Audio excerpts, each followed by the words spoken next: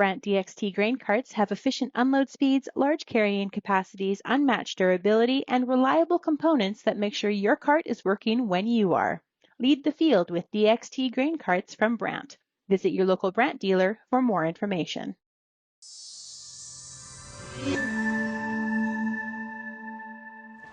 I'm Amber Bell, and this is Real Agriculture.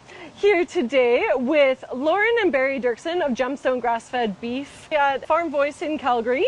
They just finished a presentation talking about what it's been like to direct market, to raise up a grass-fed and finishing business. So welcome, guys. It's great to have you. Thank you. Thanks. Okay, so we're going to talk a little bit about what your challenge has been using the whole animal.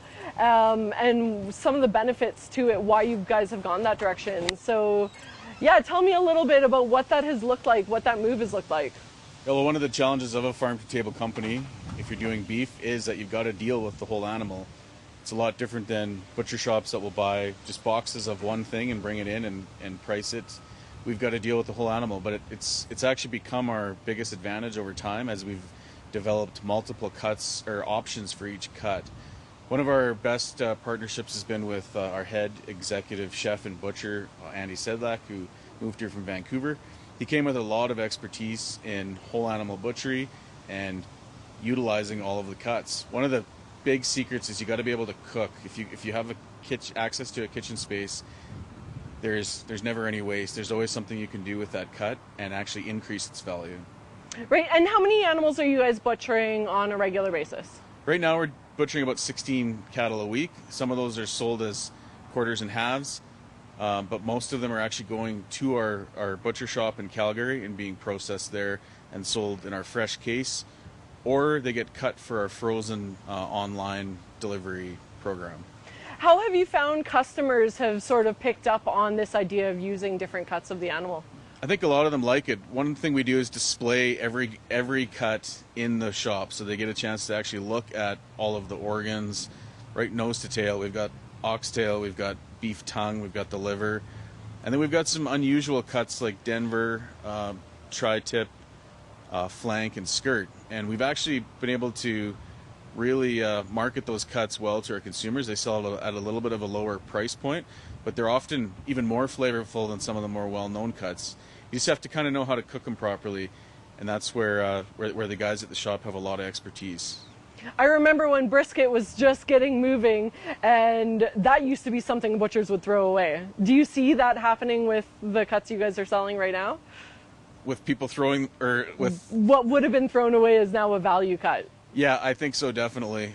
We don't grind a lot of whole muscles anymore, and it's because there is people seeking out these specialty cuts.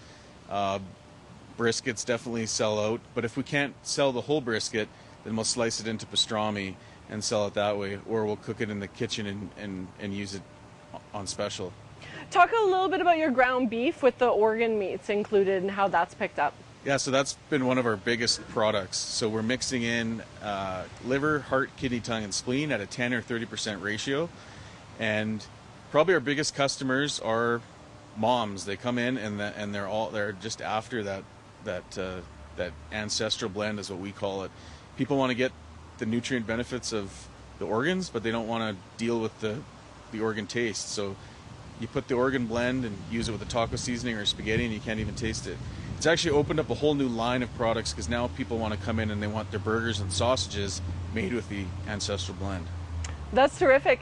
And let's talk a little bit about family dynamics, because you guys talk a little bit about the family that are working on the farm and what that looks like.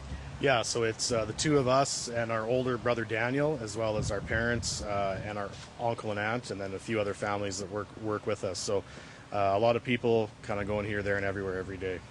And how has growing a farm business of this nature, how has that affected the family dynamics, or how have you guys worked through some of the issues? So one of the big things that we did is we built a farm office, and that got our Monday morning meetings out of people's kitchens, which has been really good on the family side. But really it's about everybody kind of having a defined role and an area of responsibility and having, but also having a shared common vision that allows us to all respect the job that everybody else is doing.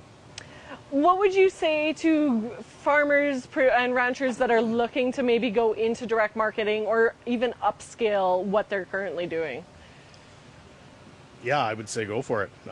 Just have a clear plan and a clear vision, and be prepared to have to deal with certain cuts that just aren't selling, and make sure that you utilize the experts that are out there to help you.